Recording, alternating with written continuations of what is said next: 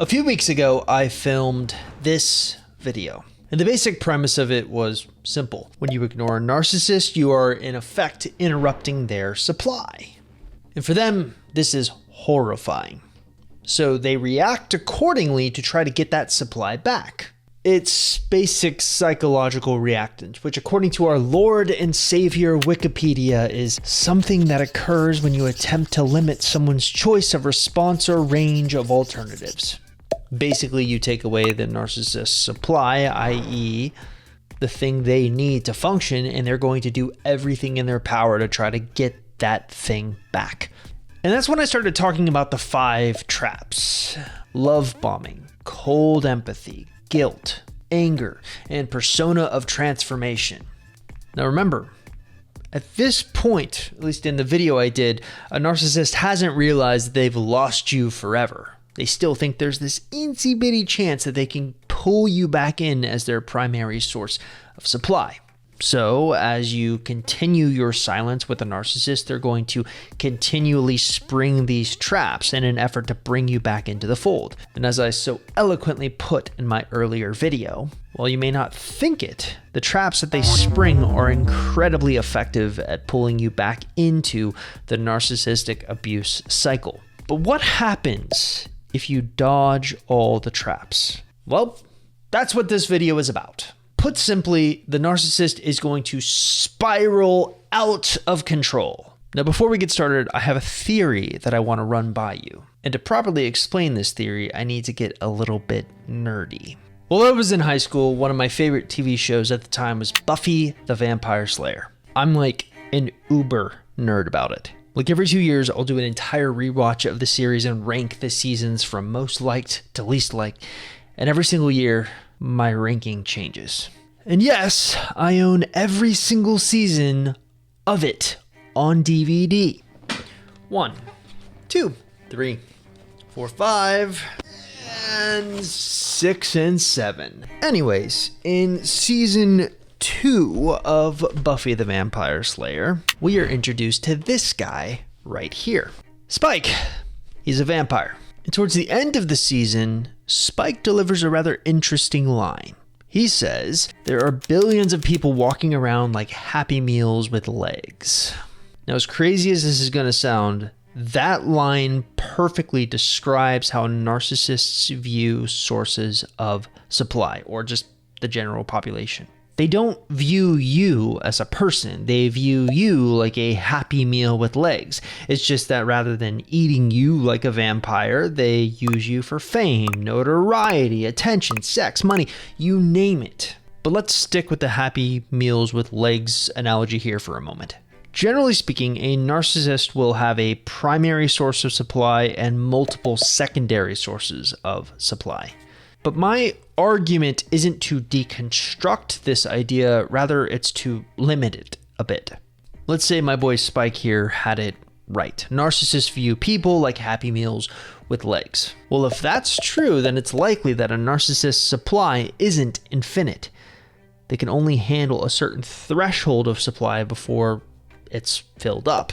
All right, so let's cast good old Spike here in the role of the narcissist for a moment. And let's say that he has one primary source of supply. This is the person he goes to the most for a refill and is likely to be the person he is intimate with. But that isn't enough to sate his hunger. So on the side, he has all these other smaller secondary sources of supply. 5 to be exact. Now, I think the biggest mistake that people make is they operate under the assumption that a narcissist is in this perpetual state of getting new supply all of the time, essentially adding numbers so that they have this infinite pool to draw from. I think this is wrong. I think what's likely happening is that a narcissist has these 6 sources of supply, and when one drops off, they go to replace that person rather than adding more management work for themselves by continually adding more people. But it's a whole different deal if their primary supply drops off. Why is this such a big deal? Well, consider for a moment that the primary source of supply is considered the main source of narcissistic gratification for the narcissist.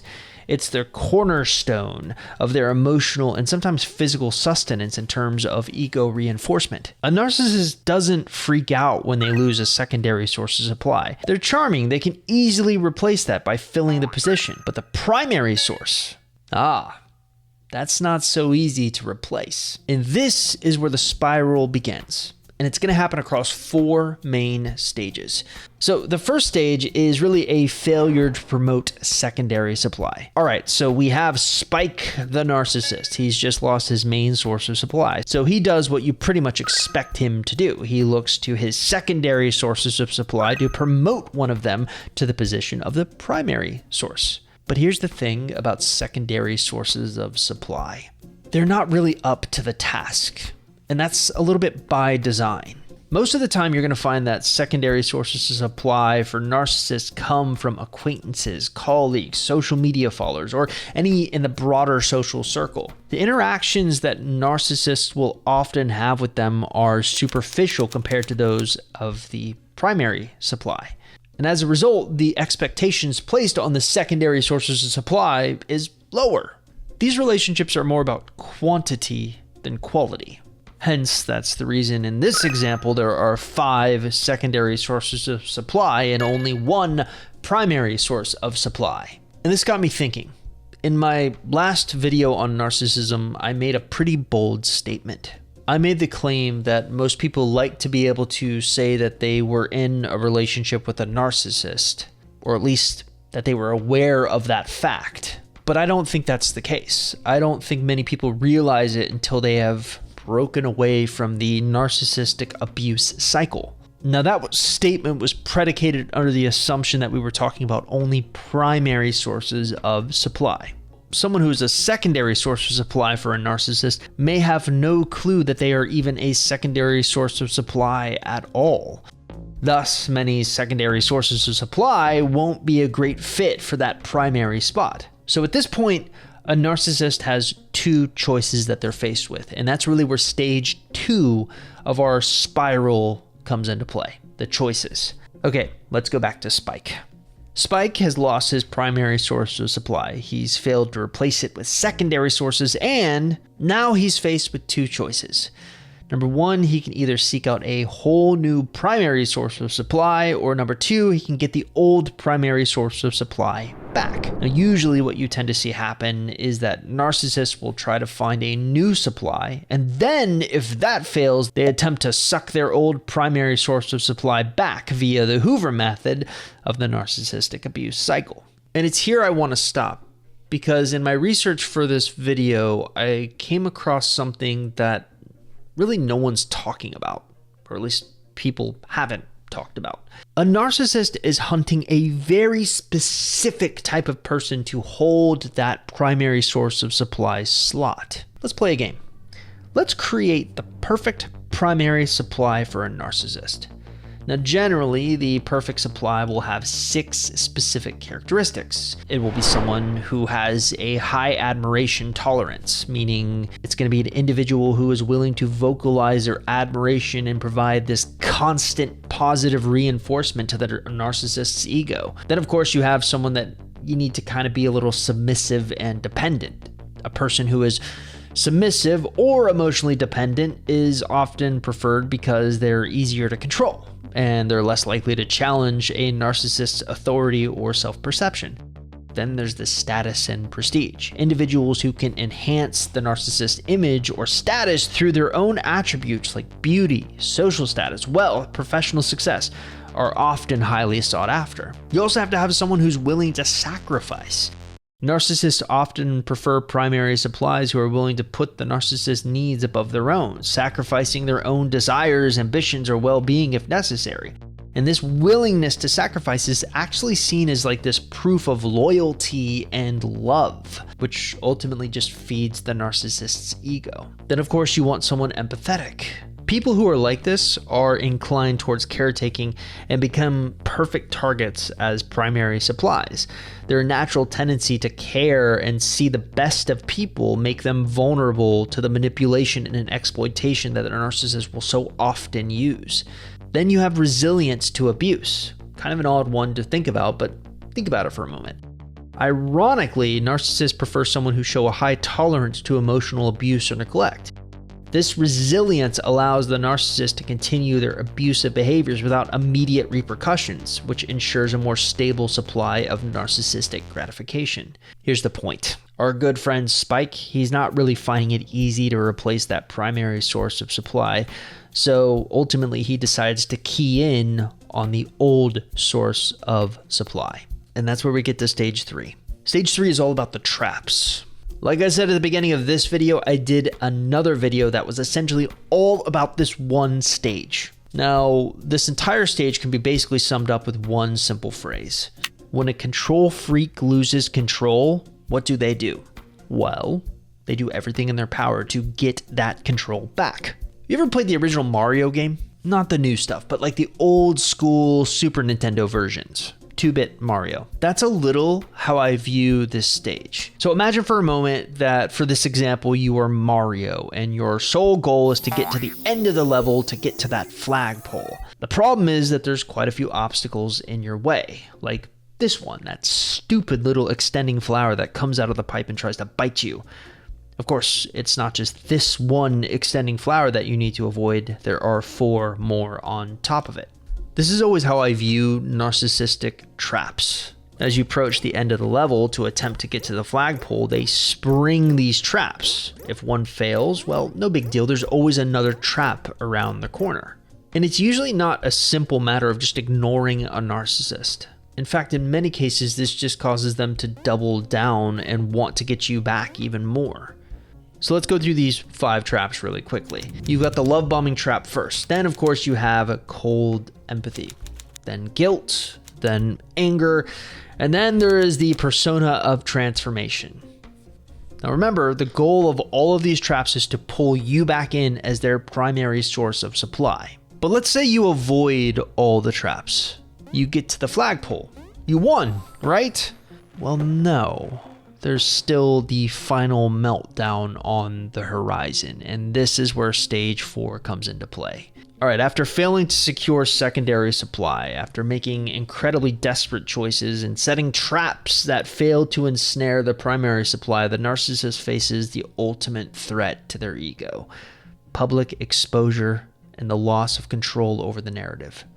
Now, this entire stage is predicated on several key factors and behaviors from narcissistic individuals. First, you're going to see that their desperation intensifies to a level you've never seen it go to before.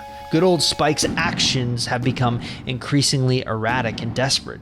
He's resorting to extreme measures in an attempt to regain control or salvage his reputation, which often leads to self-destructive behavior, which is actually proved by this research right here. Now, the authors provide 2 main pieces of proof: a meta-analysis showing a link between narcissism and impulsivity. Basically, they looked at a bunch of studies and found strong evidence that narcissists tend to be more impulsive than other people, and re-examining narcissism's key features. Essentially here, they're reconsidering the 3 major signs of narcissism: self-promotion, aggression, and bad outcomes over time. They argue that impulsivity can explain these behaviors better than other theories. So Spike's desperation and impulsivity just begins to spiral out of control. Next come his public outbursts. Unable to maintain his facade any longer, Spike starts to have, you guessed it, public outbursts. And sometimes he's engaging in conflicts that reveal his true nature to the world.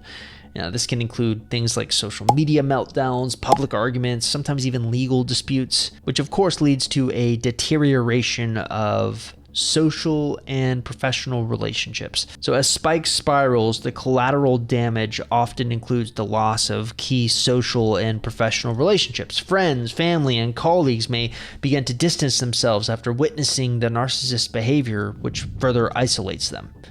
Which ironically, if you think about it, kind of puts the secondary sources of supply in jeopardy. Remember, my big argument in this video is that a lot of secondary sources of supply don't realize that they're secondary sources of supply because there's a little bit of distance between the interactions they have with the narcissist and themselves. Like, most of the time at worst, a secondary source of supply is going to look at a narcissist and think, oh, that person's just really, really selfish. However, When the spiral begins, the secondary sources of supply start to wise up. They start to become aware of how unstable the narcissist really is, which leads to kind of an exposure of their tactics. The tactics that Spike used in private kind of become publicly known, either through the actions of the primary supply or just as a natural consequence of their behavior. This exposure undermines the narcissist's ability to manipulate and control, as their strategies are laid bare for the world to see. The next up, we have